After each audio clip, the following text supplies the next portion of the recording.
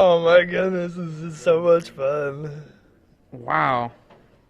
His sideboard just has more slivers. There's so many slivers. There's just more. Oh. Oh my god.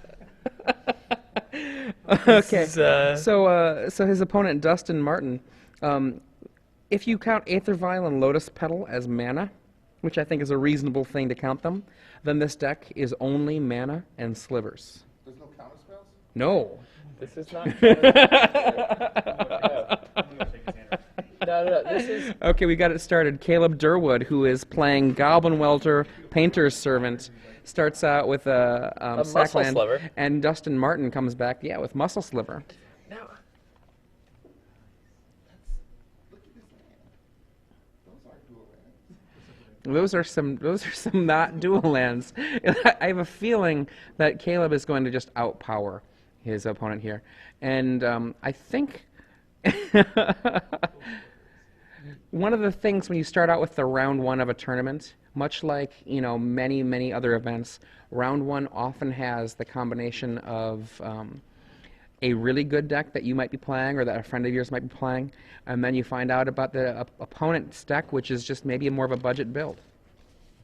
Yeah. Yeah. So we just got word that this is Dustin's first sanctioned match of Magic. Wow. It's pretty cool.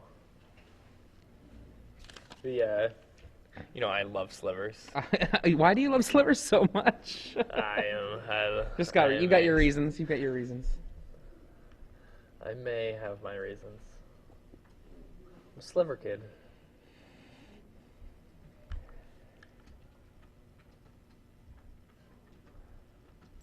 Okay. How great would it be if he just crushed him? I would love that. What do we got coming next? Homing sliver. Oh my god. That Homing card sliver. won What does me a that Pro do? Tour. What does that card do? All slivers have sliver cycling. You can pay 3 colorless and discard them. Yeah. Oh. And you can pay 3 colorless and discard them to search your library for a sliver card and put it into your hand. How big is it? Is it 2/2? It's a 2/2 for Okay. 3. Okay. Yeah. Hey, I literally won a Pro Tour with that card. Yeah, I know you did. Yeah.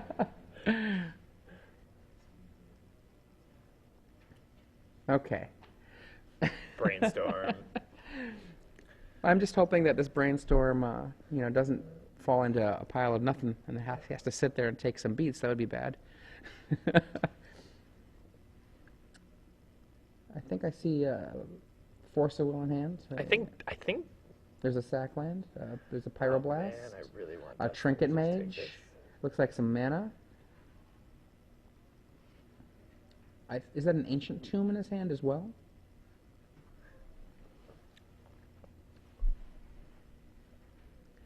Now, one of the things for Dustin Martyn, if this is his first sanctioned match, Legacy is a rough place to step into because look what's happening here. The board is just exploding into all kinds of stuff, and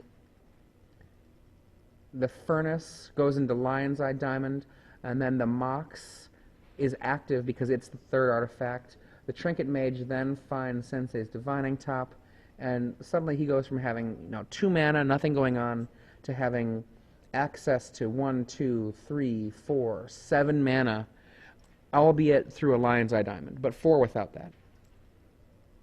And then here come the slivers. Get him. What kind of sliver is that? Spin around. They have reach. They have reach. He attacks with both. I bet that muscle sliver is going to die. Yeah. You might not want to attack with the muscle there. Well, when you're still learning how to play, in the competitive realm, that just seems like what you'd probably do is just attack. You'll learn the lessons eventually. Okay. Ancient Tomb makes it 9 mana, or 6 that he doesn't use the Lion's Eye Diamond.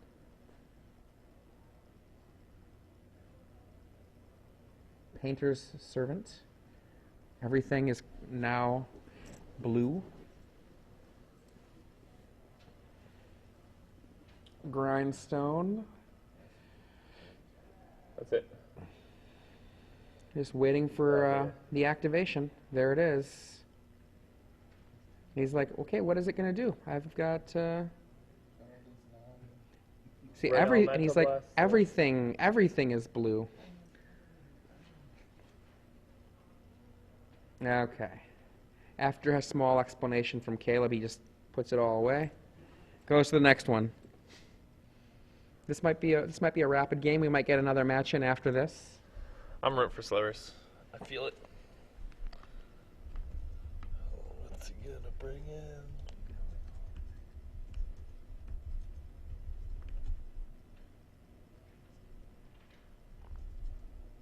So post board,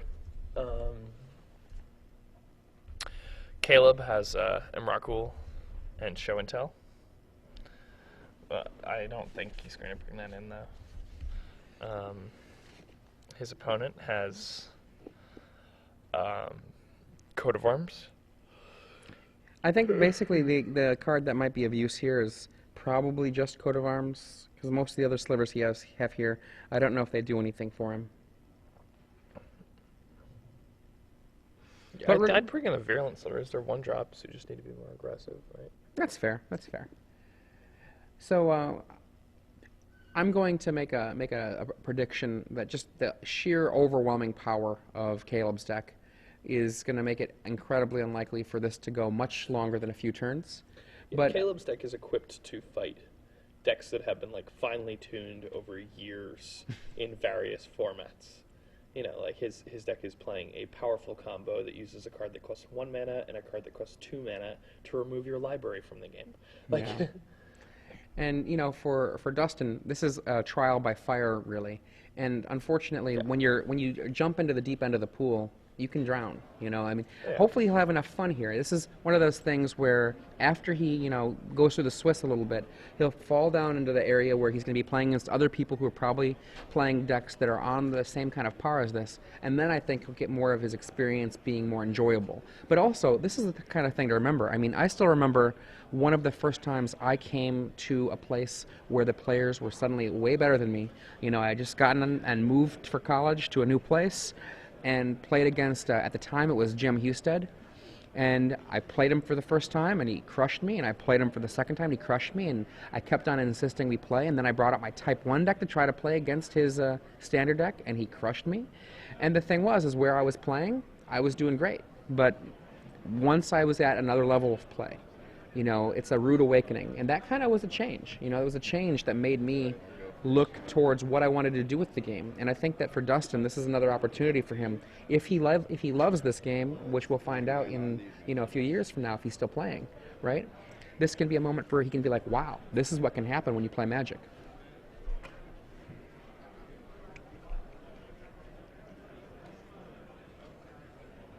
Dustin's on the play.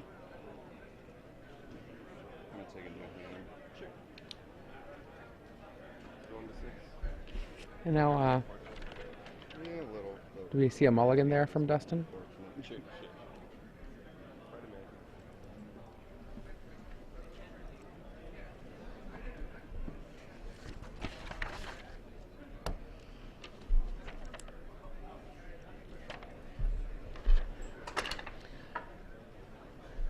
So if we look at, the real deck of note here, in terms of, Caleb. It's a pretty traditional Goblin Welder Painter's Servant deck. In his main deck, his only real way to get the kill, he doesn't have a alternate method for kill. It's just the combo. It's just the Painter's Servant with the Grindstone. And often that's totally all you need to do. There are occasions where because of the intuitions, there's sometimes a small package that will come with the deck as an alternate path, but he doesn't have that in the main deck. In his sideboard, he does have that really common switch to a Show and Tell Emrakul-based deck. As this match starts, looks like a couple of lands here to begin with. Dropping down Aether Vial and getting out his own... Is that a two-headed sliver, I think? And Caleb just, casts his Brainstorm. Caleb's going to have some time to basically get a kill in without too much worry that the kill is going to have to be, you know, incredibly fast. Now Caleb's deck, as Jacob was saying, is a deck that is totally capable of beating down on decks that have been tuned over the course of years. Second turn here, we have the Mox, Seat of Synod, Lion's Eye Diamond, giving him Metalcraft, giving him Painter's Servant, and giving him Grindstone with the mana to activate it. And there you go. His hand goes away, a huge loss of card advantage, and in return, his deck for his opponent. Wow. Let me just look at what that does. Yeah, you know, it's a rude awakening when you come to this point and you see this stuff happen. Okay. Yep. Looks like I lost again. And just, there we go. There's the hand. I don't know if that's the way to start it, but at least it's, you know, SCG live. Yeah, something. So for round one, this is often the kind of thing that it might seem great to get a round one like this, but it's also, when it comes down to the end of a tournament,